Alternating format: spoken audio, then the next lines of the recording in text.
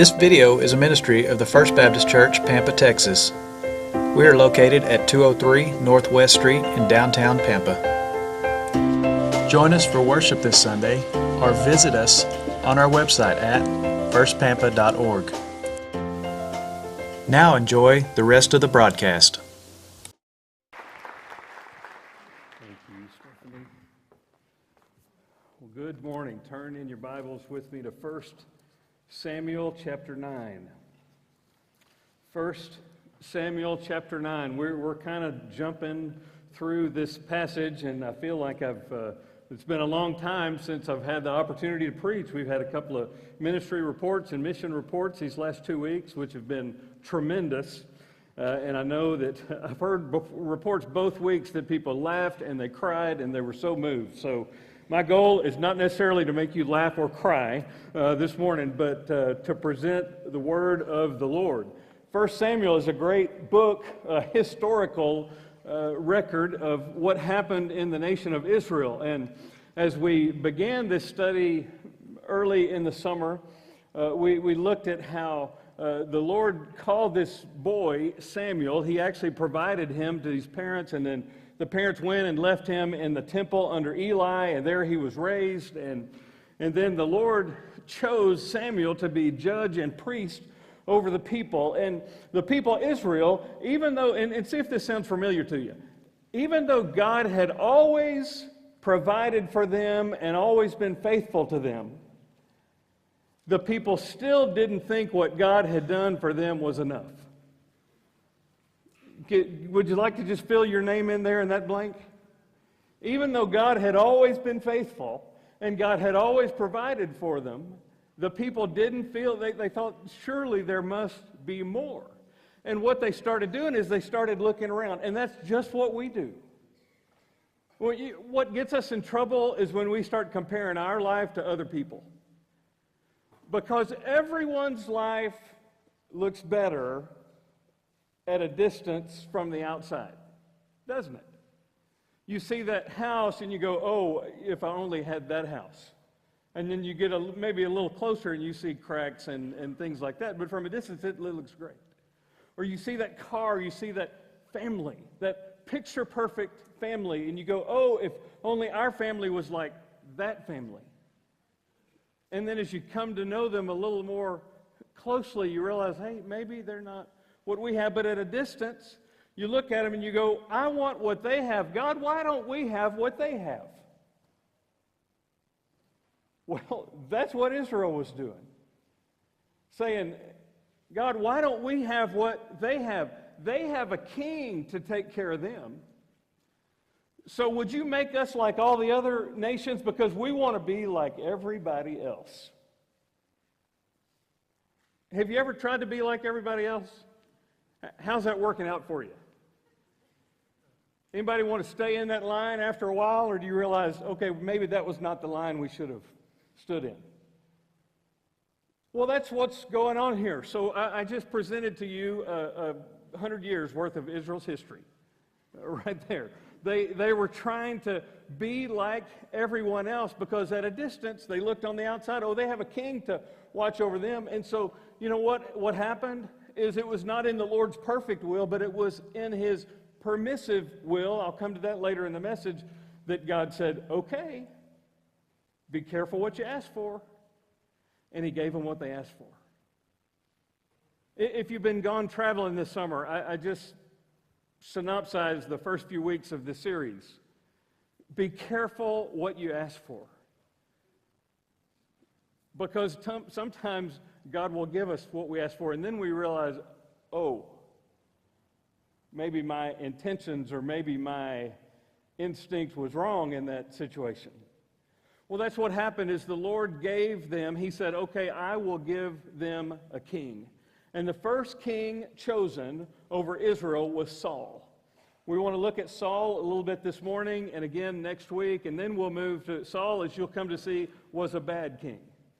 And then the Lord followed up. Saul said, okay, if that's what you think you want, here, let's see how this works out. But then the Lord chose and anointed David king over Israel. And then we see that works out completely differently and was a favorable thing when you do things God's way. But this morning I want you to get a glimpse of Saul and kind of an understanding of who he was and how some of the aspects of Saul's life, how he just seems to have it all together, see how some of those things can teach us. And I think if you'll listen closely, in each of these points, there are things that apply to our lives or certainly apply to people that we know. So if we'll hold on to this truth. So look with me in 1 Samuel chapter 9.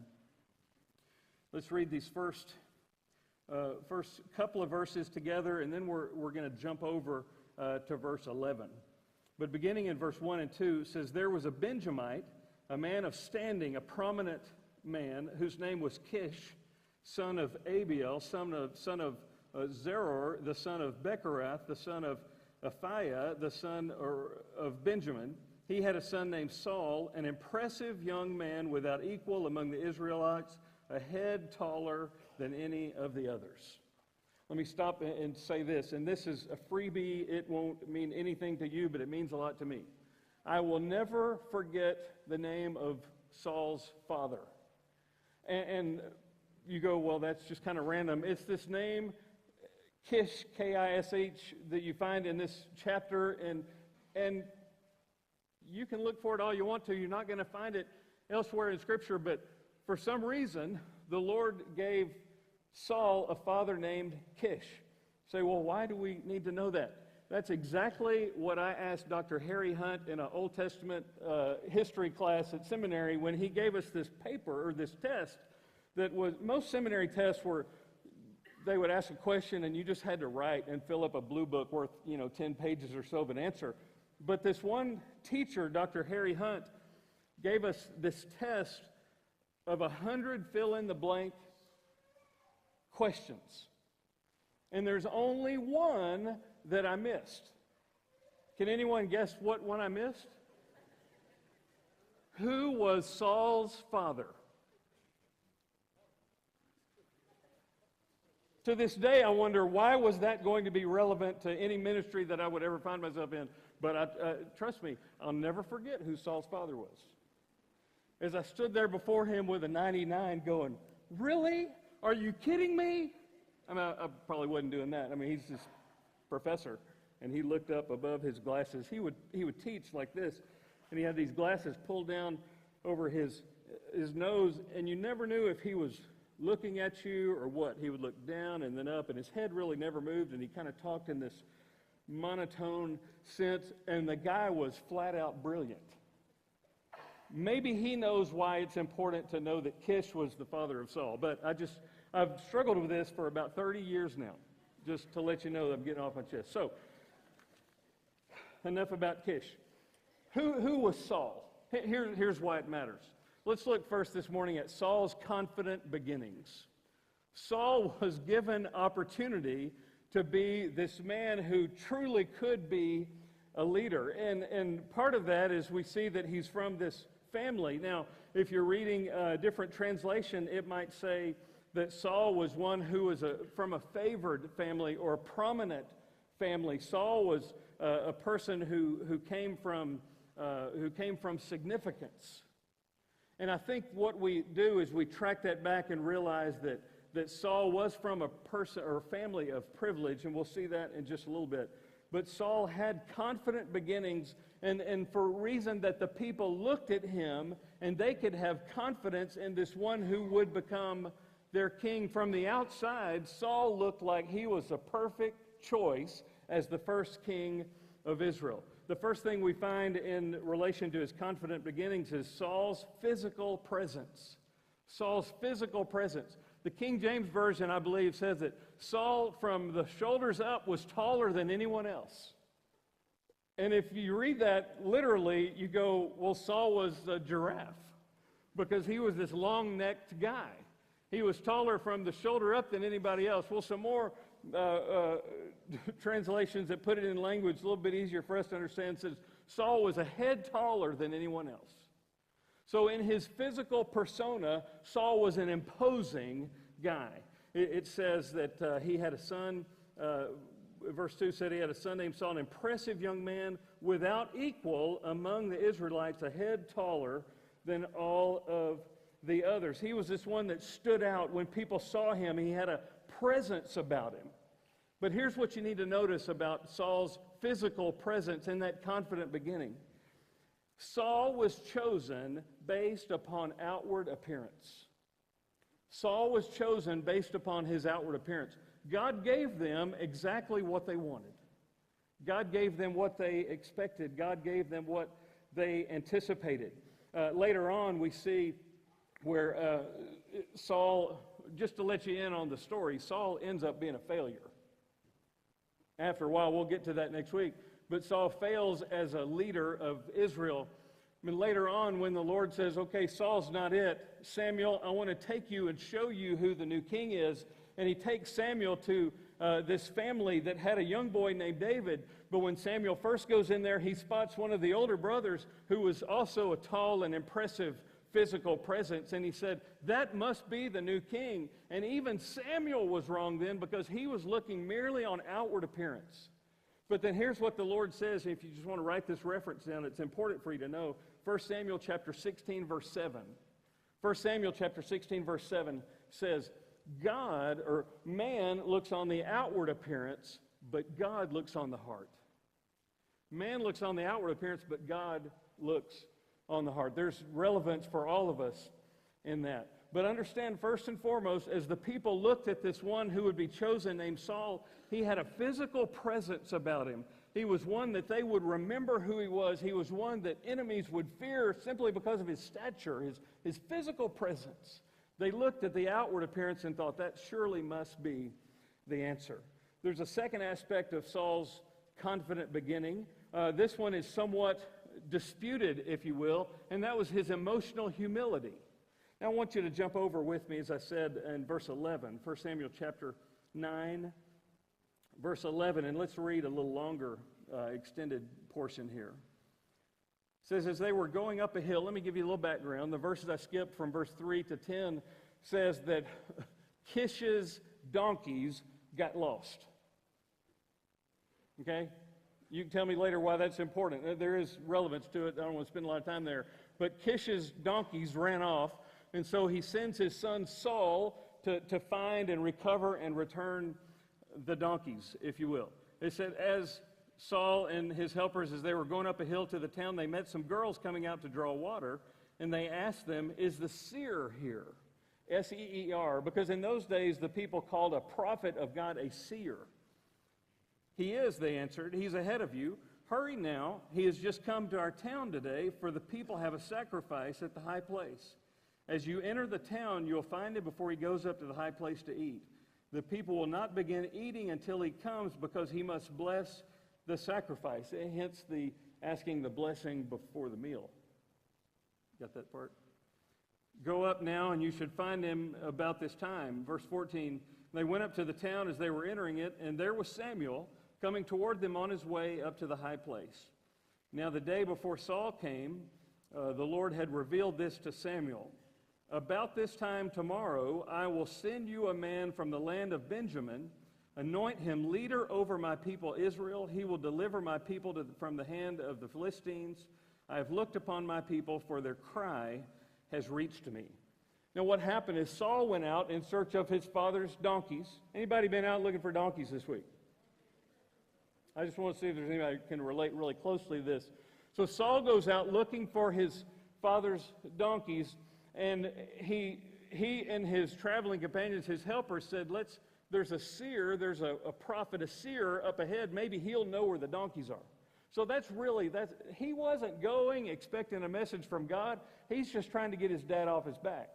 He knows that if he goes back home without these donkeys, he's in trouble. So they find out there's a seer. They go to the seer. Where is he? Saul. So that's what leads Saul to Samuel.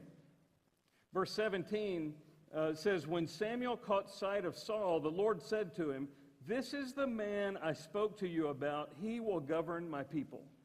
And Saul approached Samuel in the gateway and asked, would you please tell me where the seer's house is? Verse 19, I am the seer, Samuel replied. Go up ahead of me to the high place, for today you're to eat with me, and in the morning I will let you go out and tell you what is in your heart. As for the donkeys you lost 3 days ago, don't worry about them. They have been found. And to whom is all the desire of Israel turned? if not to you and your father's family. The construct of those verses put together, I have a hard time understanding the timing of it, because he said, oh, the donkeys have been found, and you have been found to be king of Israel. Maybe there is some correlation in that, as we understand more about how Saul lives out his reign. But here's Saul's response. And this is where I'll get back to my point about his emotional humility. Here's where it comes from. Saul answered, verse 21, "But am I not a Benjamite from the smallest tribe of Israel? And is not my clan the least of all the clans of the tribe of Benjamin? Why do you say such a thing to me?" Here's what Saul says. Samuel says, hey, the donkeys are found, and you're the guy I'm looking for. The donkeys are found, and all of the hearts of Israel will be turned toward you and your father's family. And Saul knew immediately that meant that he was going to be the chosen one. And his initial response was, why me?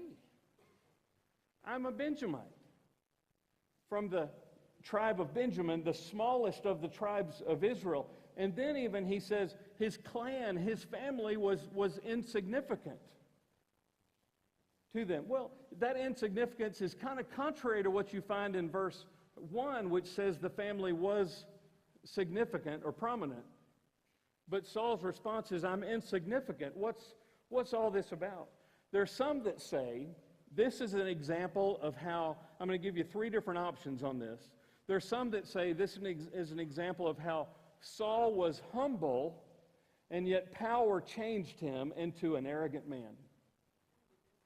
And I think we could all come up with examples how that's the case, where a person who is humble gets a position of power or authority, and then over a period of time, they allow that to take root in their life, and they become arrogant or haughty.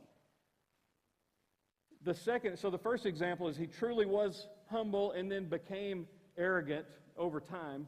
The second example was one given by J. Vernon McGee. If you ever listen to a great Bible teacher from Through the Bible, McGee said this. He said that Saul's humility was a false humility, that it was put on, that he was pretending. He was not really humble, but he was trying to make them think that he was humble. And then later in the story, next week, we'll look at an example where Saul was not humble at all. So McGee would say he was not humble to start. He was just trying to fake everyone. I have a third option that the more I've read this passage, I've begun to think maybe this is what it is. I believe that it's likely that Saul's emotional humility was not humility, but in fact was insecurity. Because Saul, he had all of those aspects. He had the physical stature, he had the presence about him. He was from a prominent family. He was from one of the chosen families of Benjamin, albeit not as prominent or wealthy as some of the others. But Saul's immediate instinct was insecurity. How could it be me? There's no way I can do that. There's no way I would be the one that would be chosen. You ever struggled with insecurity in your life?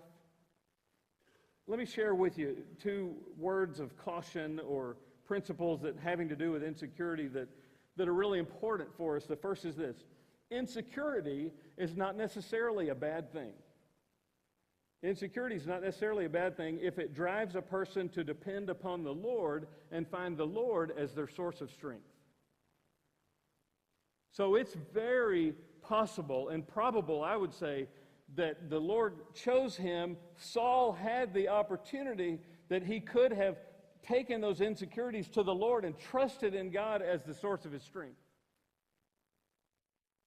So if you deal with insecurity, whatever context that might be in your life, whether you're a 6th grader entering junior high or a mature adult who's asked to do something you've never done before, and your first instinct is go, oh no, I can't do this.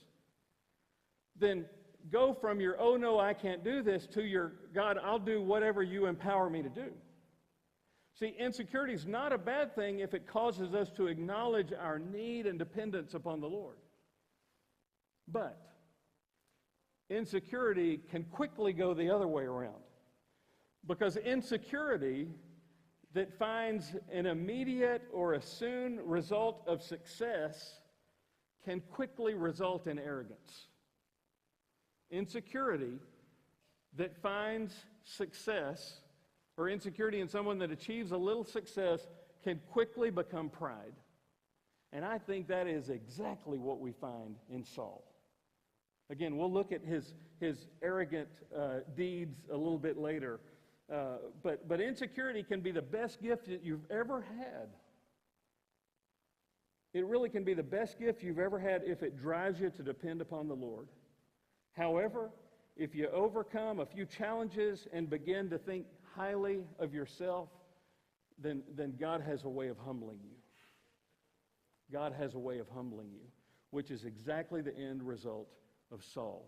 Now, those end results of Saul take the place over the next 42 years, because Saul is 30 at the time of his choosing, him being chosen by God to be king, and then he's about 72, I believe it is, when his downfall occurs. And over the course of that time, Saul goes from being this big, strapping, from the outward appearance, guy that looked like he had it all together with a physical presence, and he had this seemingly emotional humility, although I believe it was insecurity that took place there. And over time, that began to be yielded out or lived out as arrogance, where Saul began to take credit for the acts of God and the acts of other people within his family. You see, being self-conscious and self-centered are really the same thing, because insecurity reveals a problem of perspective. Insecurity reveals a problem of perspective. Insecurity looks at self. Faith looks at God. Insecurity looks at self. Faith looks at God. You can see that more clearly as we compare between Saul and David here in a few weeks. The third seemingly positive beginning for Saul was spiritual power. Spiritual power. Jump over with me to chapter 10.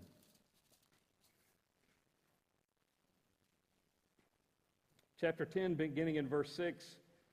This is where the Lord is confirming to Saul, and then he will reveal it to the people of Israel, that Saul was his chosen one, even for a period of time as king. He could only be king when the power of God was upon him. So in verse 6 it says, "The Spirit of the Lord will come upon you in power, and you will prophesy with them, and you will be changed into a different person. Once these signs are fulfilled, do whatever your hand finds to do, for God is with you." Verse 9, "As Saul turned to leave Samuel, God changed Saul's heart, and all these signs were fulfilled that day. When they arrived at Gibeah, a procession of prophets met him. The Spirit of God came upon him in power, and he joined in the prophesying. When all those who had formerly known him saw him prophesying with the prophets, they asked each other, 'What is this that has happened to the son of Kish? Is Saul also among the prophets?'" The Lord gave Saul a very positive and hopeful and expected beginning as king.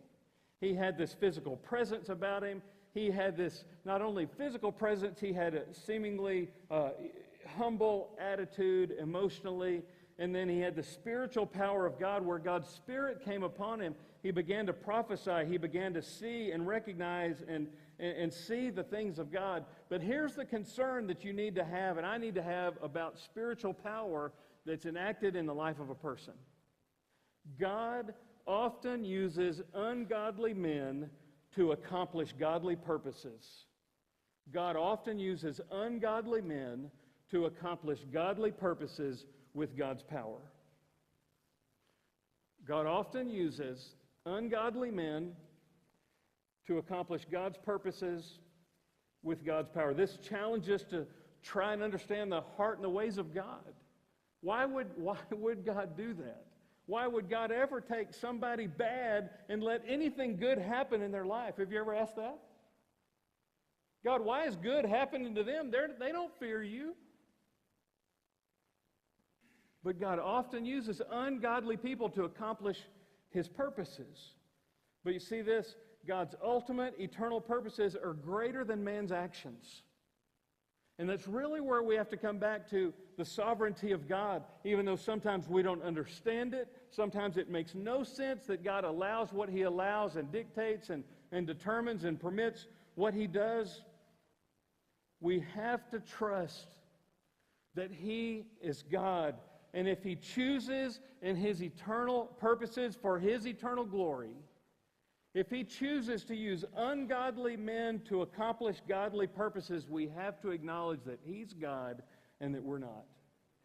And it causes us to understand this next point that you'll come on the PowerPoint there. It's an understanding of God's perfect will, where God has a desire for us, what He wants for us, His choice for us, and then God's permissive will. Because listen, I don't know a one of us that have never made a mistake.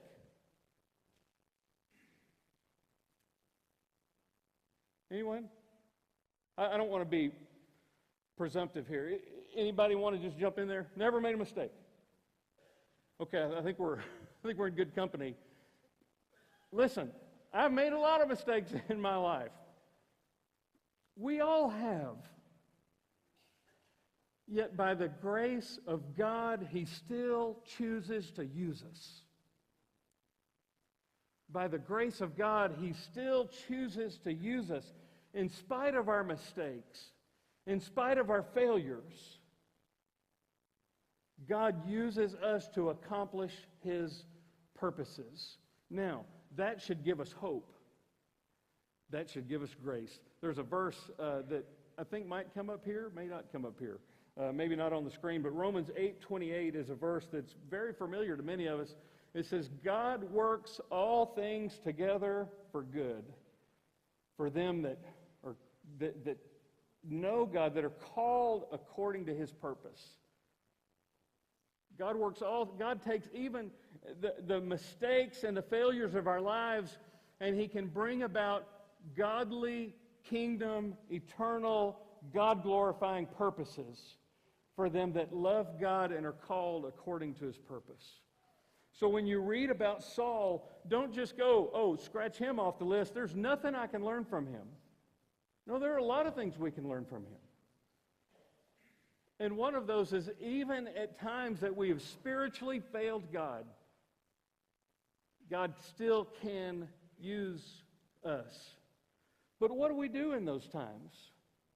Do we say, well, God really has no, I'm really just a failure, but God's going to use me? And by the way, that's not it at all. Let me jump down to the last section and jump over in your Bible with me to chapter 12. I can wrap this up quickly for you. In chapter 12, Samuel gives a farewell address to the people. We see him around a little bit after this, but this is like his last major word to the people.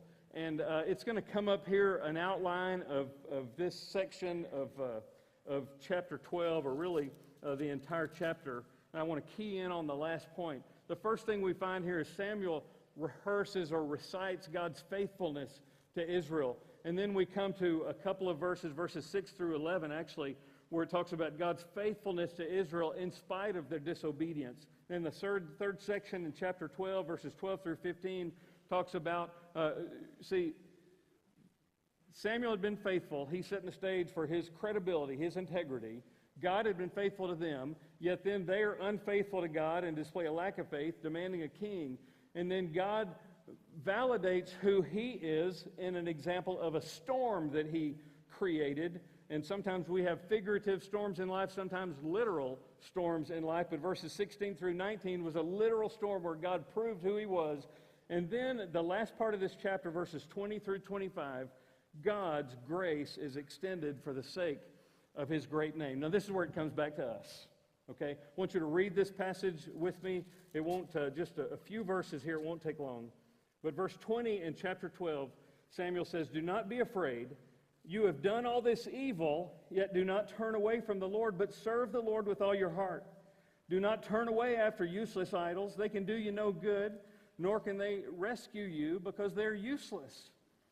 Verse 22 it's a money verse. For the sake of His great name, the Lord will not reject His people, because the Lord was pleased to make you His own. If you're looking for a verse to memorize this week, that's it for you.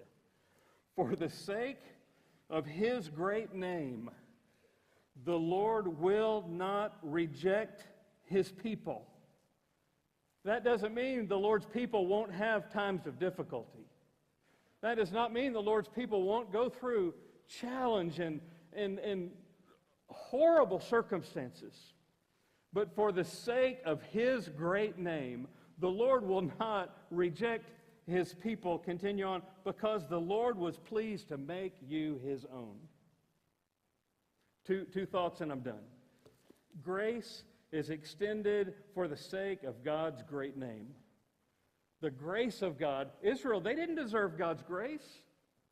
Yet He extended grace to them, not for their good and not for their happiness. He extended grace to them for the sake of His great name. If you're a recipient of the grace of God, friend, it is not for your comfort. It is for the sake of His great name. And the last thought that goes with that, we find in verse 24, 25. Faith must be exhibited through obedience. Do not, as Israel did, do not overlook or ignore the grace of God by continuing to live a life that does not fear God and is not faithful to God. Some people read that and they say, oh, look at all the things they did wrong against God, yet He still gives them another chance. Oh, He gives us another opportunity. But God's grace is permitted not so that we could continue in sin, but so that continuing in grace is revealed through a life of obedience.